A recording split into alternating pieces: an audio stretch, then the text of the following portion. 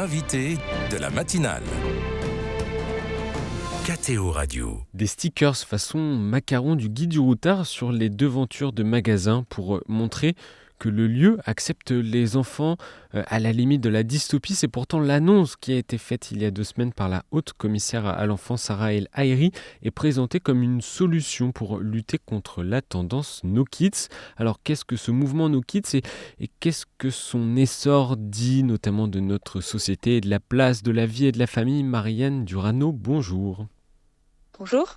Merci d'être avec nous. Je vous présente aux auditeurs qui ne vous connaissent pas. Vous êtes professeur de philosophie, mère de famille de 4 enfants et notamment auteur l'année passée du livre très bien reçu par la critique Naître ou le néant aux éditions Desclés de Brouwer qui traite justement de la question de la natalité inscrite dans des réalités sociales et économiques. Et avec un regard philosophique, on y reviendra. Tout d'abord, sur ce mouvement No Kids, c'est quoi et d'où ça vient? Dites-nous en quelques mots. À la base, le mouvement No Kids, c'est une revendication de certaines personnes qui revendiquaient le fait de pouvoir tout à fait s'épanouir sans enfants. Et c'était d'abord ça. Et de ce point de vue-là, on n'a pas grand-chose à redire, fort bien.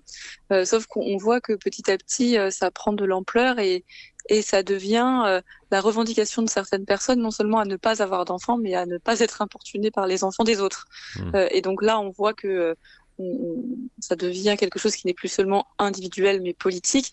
Et ça rejoint d'ailleurs la thèse de mon livre, qui est que le choix d'avoir ou de ne pas avoir des enfants, c'est de toute manière toujours un choix politique, et que ça interroge en fait, dans tous les cas, la relation d'une société entière à son avenir, quoi. Une tendance d'ailleurs qu'on ne retrouve que dans les pays occidentalisés, les États-Unis, l'Allemagne, la Corée du Sud, beaucoup également.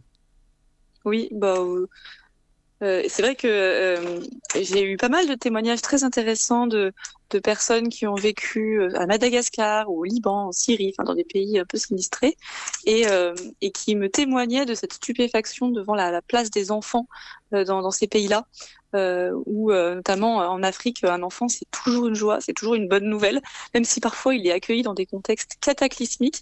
On vous dira jamais mais t'es complètement irresponsable d'avoir un enfant dans ce contexte. Oui. Il y a des enfants partout dans les rues, et c'est non seulement c'est ok, mais en plus tout le monde le considère comme la lumière de la vie, quoi. C'est une source de joie, l'enfant, alors même, et c'est ce qui a fait que j'ai voulu aussi écrire mon livre, alors même que ces contextes sont difficiles, alors qu'on est dans la précarité économique, la précarité politique, la guerre, la famine, tous les fléaux que vous pouvez imaginer. Là, l'enfant est vu comme une bénédiction, alors que dans nos sociétés de confort et de sécurité, l'enfant est vu comme une menace, un perturbateur, ou en tout cas un choix purement individuel. Alors C'est qu'il y un aurait, paradoxe. exactement, un vrai paradoxe. Il y a cette phrase que l'on entend souvent, que l'on peut même dire parfois, même si on est fatigué. Ah, cet enfant qui pleurait dans la salle d'attente, quel enfer! Ou alors assis à côté de moi dans le train, c'est insupportable. Pourquoi cette intolérance est acceptée envers les enfants? Mais déjà, il y a un paradoxe qui n'est qu'apparent, c'est de se dire, mais il y a de moins en moins d'enfants, tous les chiffres le disent, Oui. Et le peu qui restent sont encore de trop et sont encore insupportables. Donc on pourrait se dire, c'est bizarre, il y en a pas beaucoup, on pourrait supporter le peu qui reste. Mais justement, parce qu'il y a un manque d'habitude, en fait, petit à petit, l'enfant disparaît de l'espace public, il ne fait plus partie du paysage. Et donc, quand un enfant est là, il vient perturber un ordre qui, en fait, a été pensé uniquement pour les adultes. Et j'en viens à mon deuxième point. Je pense qu'effectivement, dans une société où tout est pensé pour les adultes, où l'urbanisme, par exemple, n'inclut pas du tout ni les enfants, ni d'ailleurs les personnes fragiles en général, eh bien, ces enfants-là n'ont pas de place. Et donc, un enfant qui n'a pas de place, il est insupportable. Vous mettez un enfant sur du béton, au milieu des voitures, ou alors dans une salle stérilisée où il n'a pas le droit de bouger ni de faire de bruit, qu'est-ce qu'il va faire? Il va être insupportable.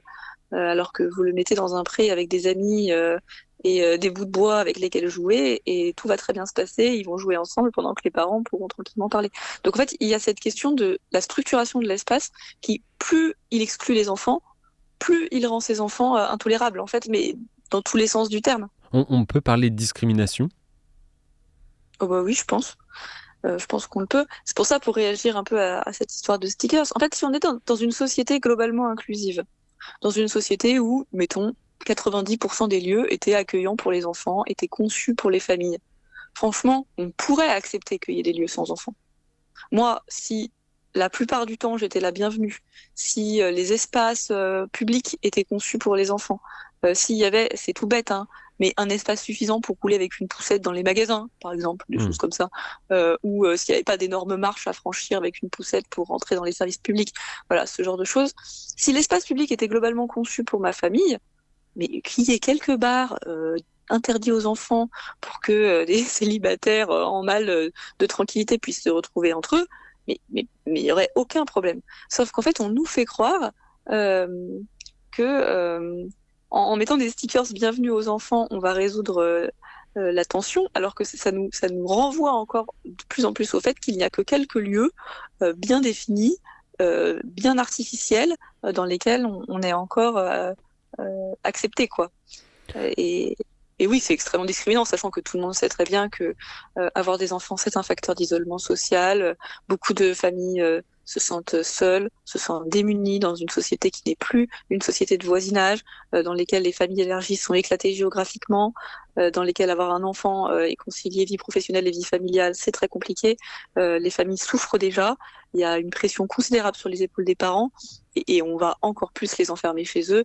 En fait, c'est une logique de confinement, voilà, avec des espaces confinés, chacun dans son espace. Et vous l'avez dit, Marianne Duarnaud, avoir un enfant, c'est une démarche individuelle, individualiste, qui... Ça le devient, ça ne devrait pas l'être. Exactement, ça le devient, c'est le fruit d'un projet souvent qui est personnel, un projet de couple. Quelles en sont les conséquences de cette réflexion individualiste ? Eh ben, je sais bien que vous parliez du mot projet, parce que moi, je pense que une des racines philosophiques du problème est là. C'est-à-dire qu'à partir du moment où on conçoit l'enfantement comme un projet, ça devient un projet purement individuel. Ça n'est plus quelque chose qu'on va accueillir. L'enfant n'est plus un être qu'on accueille, et qu'on accueille dans une société, qu'on accueille dans une collectivité. C'est quelque chose qu'on projette, quelque chose qu'on façonne. Philosophiquement, on projette quelque chose, hein, on accueille quelqu'un. Et donc, ça va devenir l'objet de ses parents. Et ça a aussi des répercussions considérables sur l'organisation de la société et puis sur la pression qui repose sur les épaules des parents, puisque c'est leur projet. Donc c'est à eux de l'assumer, ils se débrouillent. Je veux dire, si j'ai le projet, moi, d'aller faire de l'escalade sur le Mont Blanc, ça me regarde. Je vais pas demander à la société dans son entier de s'adapter à mon projet. Et ben c'est pareil pour si c'est un enfant, très bien, c'est ton projet, débrouille-toi. Et puis accessoirement, qui dit projet dit un peu impératif de réussite. Quitte à projeter son enfant, il faut qu'on le réussisse ensuite. Donc, si l'enfant en question commence à hurler dans les transports en commun, bah, on a raté son projet. Donc, on a mal fait. Et donc, vous voyez comment est-ce que, petit à petit, on a basculé d'une société qui accueille l'enfant, les parents étant finalement un maillon dans cette société-là, ceux qui rendent le service à l'intégralité de la communauté de faire grandir un petit homme, et plutôt que d'être ce maillon-là qu'on remercie et qu'on soutient, eh bien, ça devient des êtres qui satisfont leurs propres désirs, leurs propres projets, et souvent à leur détriment d'ailleurs. Et on pointe souvent l'absence de réelle politique familiale. Les femmes qui veulent devenir mères ne sont également plus aidées, plus forcément soutenues par la société, mais même par l'État ? La France est un des pays au monde qui a le congé maternité le plus court, et ensuite le congé parental le plus mal rémunéré.